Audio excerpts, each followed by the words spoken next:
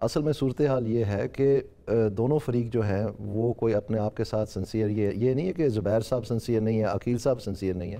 میں بگر political picture کی بات کر رہا ہوں. عمران خان صاحب کو اچھی طرح پتہ ہے کہ اچک صاحب شاید اسٹیبلشمنٹ کے لیے سب سے کڑوی گولی ہے. یہ خود جب یہ اسٹیبلشمنٹ کے ساتھ اسٹیج کے اوپر چڑھ کے تو دوپٹہ لے کے تو ان کی نقلیں اتارتے رہے ہیں. تو انہوں نے بلا وجہ نہیں چنا ان کو، اس کی بہت گہری وجہ ہے. اور مطلب چڑھانے کے لیے جیسے کہتے ہیں اگر وہ جنرلی مذاکرات کرنا چاہتے تھے تو وہ خود بھی شروع کر سکتے تھے. اپنے آپ کو ساروں کو منع کر دیا اور آگے اچک صاحب کو کر دیا، جو کہ پرابلی ایک بہت ڈیفیکلٹ سچویشن ہے.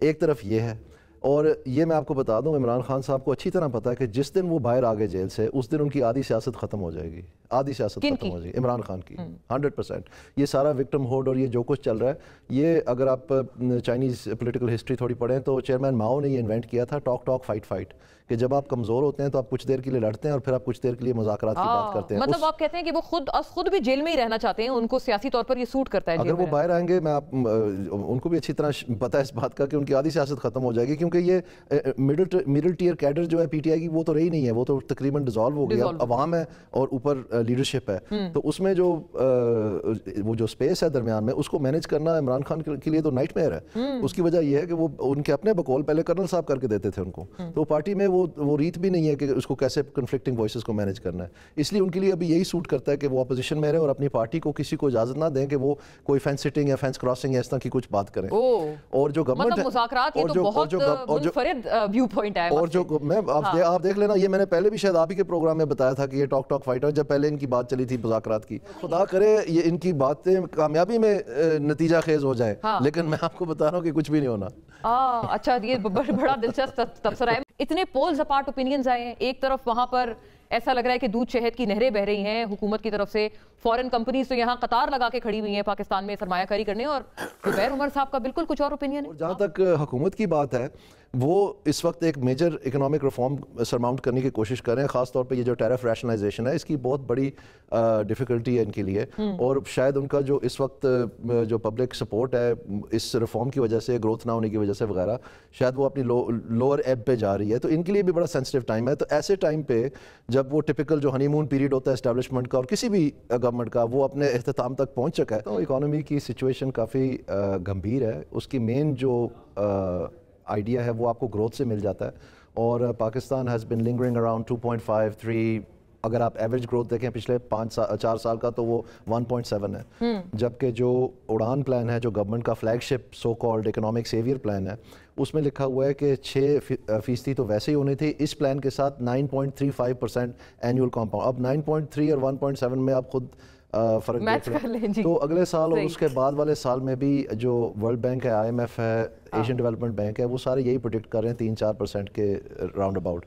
تو جب آپ کی پاپولیشن گروتھ 2.55% ہے اور آپ کا ملینز جو ہیں ہر سال ورک فورس میں ایڈ ہو رہے ہیں، تو پرابلی ان امپلائمنٹ اور جو پاورٹی ہے اور جو پاکستان کی گروتھ ریٹ ہے وہ سارے سبڈیوڈ رہیں گے.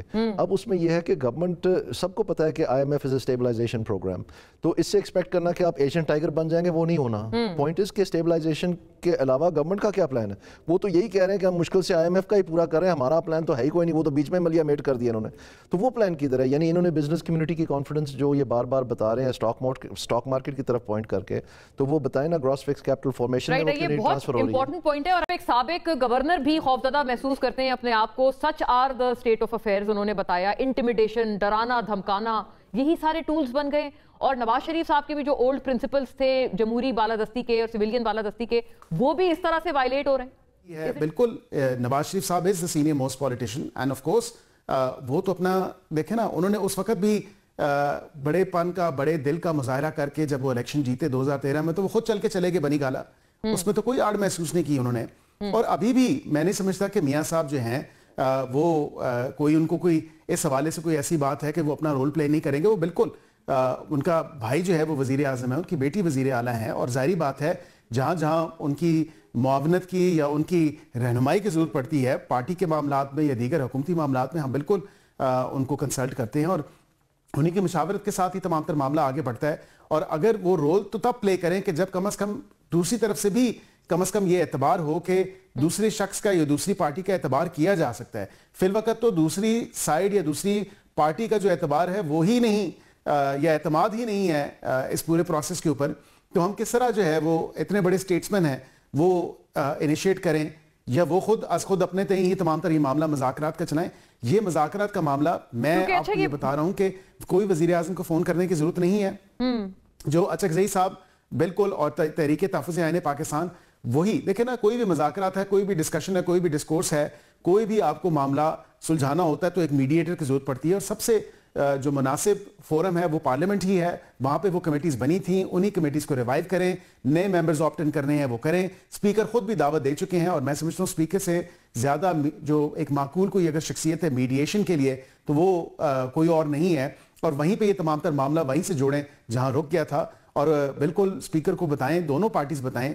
حکومت نے تو بتا دیا کہ ہم تیار ہیں, اسپیکر نے بھی دعوت دی, انہوں نے بھی ایگری کر لیا کہ بالکل مذاکرات سے جب دوسرا فریق کسی طرح ہاتھ ہی نہیں پکڑا رہا تو کس طرح سے فون کریں اور جو ہے نواز شریف صاحب جو ہیں اتنے بڑے اسٹیٹسمین ہیں وہ آ کے فورتھ کمنگ اعتماد اور اعتبار یہ دو ایسے لفظ ہیں جو بڑے معنی رکھتے ہیں. اور یہ دیکھیں نا سب سے بڑی ڈسپیرٹی کیا ہے, تحریک تحفظ آئین پاکستان جس میں میرے بھائی زبیر صاحب بھی جو ہیں وہ اس کا حصہ رہے ہیں یا اس کے کانفرنس کو تو ایٹ لیسٹ میں نے دیکھا کہ وہ کانفرنس انہوں نے اٹینڈ کی.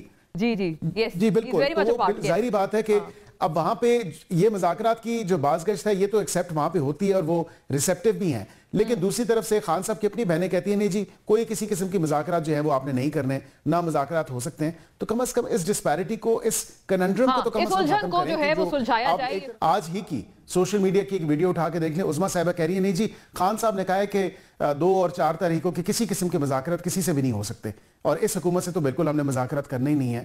تو یہاں پہ کم از کم یہ چیز دیکھیں کہ اپنے اندر پہلے کم از کم یہ ڈسپیرٹی ختم کریں کہ ایک آ کے پی ٹی آئی کے لیے کہتا ہے کہ جی خان صاحب نے تمام تر واقع اختیار جو ہے وہ اپنی جو جتنا بھی جو مینڈیٹ ہے وہ دے دیا اچکزئی صاحب کو اور علامہ ناصر صاحب کو. اب علامہ ناصر صاحب اور اچکزئی صاحب کیا کرتے ہیں, انہوں نے تو آمادگی ظاہر کر دی, انہوں نے خوشائد کہا کہ مذاکرات ہونے چاہیے, حامی ٹو سرٹن ایکسٹینٹ بھر دی کہ وزیر اعظم ایک طرف مذاکرات کے لیے ایک فورم بنا رہے ہیں, آن دا ادر ہینڈ وزیر اعلیٰ پنجاب جو ہیں وہ کہتی ہیں ان کے اسپوکس پرسن کہتے ہیں منشیات اور اسلحہ لے کر نہ آنا, ہر جگہ کے راستے بند ہیں, کوٹ لکھپت جیل کے بھی جو اسیران ہیں ان سے بھی ملنے نہیں دیا جا رہا. تو یہ مذاکرات کے لیے یہ سر ماحول پرووائڈ کر رہے ہیں آپ لوگ. دیکھیں جمعے اور ہفتے کے دن کون سا دن ہوتا ہے جو ان لوگوں سے قیدیوں سے ملنے کا؟ ایک صوبے کا وزیر اعلیٰ ہے تو ظاہری بات ہے اگر وہ آئے اور وہ یہ کہے اور کوئی ایسی ایکسٹینیویٹنگ سرکمسٹانسز نہیں ہیں تو بالکل منگل اور جمعرات کا دن ہے ملاقات کا, اور ملاقات کے بالکل باقاعدہ طور پہ وہ اپنی ریکویسٹ جمع کرائیں کہ ہم ملنا چاہتے ہیں, اور بالکل جو ملاقات کے دن ہے اس پہ ملیں. اور میرے خیال سے ویسے ہی جو اڈیالہ اس کے کوٹ لکھپت کے جو کنوکٹڈ لوگ ہیں جو وہاں پہ اسیران یہ کہتے ہیں وہ خود بھی نہیں ملنا چاہتے. وہ تو یہ کہتے ہیں کہ 2 سال منسٹریز انجوائے کی, پروٹوکول انجوائے کیا, سب کچھ. جی بالکل, یہ زبان سے دے ہم آپ کو بات کوٹ لکھپت جیل کے اسیران وزیر اعلیٰ سہیل آفریدی یا پی ٹی آئی کے لوگوں سے نہیں ملنا چاہتے. ہم نے ایسی بات پہلے کہیں نہیں سنی, نہ کسی پی ٹی آئی نہیں ملنا چاہتے کیونکہ 2-2.5 سال کیا ان کا کسی نے پوچھا, کیا کسی نے اتا پتہ لیا, کیا کسی نے ان کی خیر و عافیت دریافت کی؟ بالکل بھی نہیں. اور آپ لوگ اتنے اگر ان کے خیر خواہ ہیں, why don't you release them? آپ لوگوں نے چھوڑ دیں. We can't because obviously they can only be released in accordance with the law. And of course جو ان کی سزائیں ہیں وہ جا کے پھر اپیلیٹ فورم پہ وہاں پہ چیلنج کریں, سسپینشن آف سینٹنس وہاں پہ ہوگی, ہماری طرف سے تو نہیں ہو سکتی.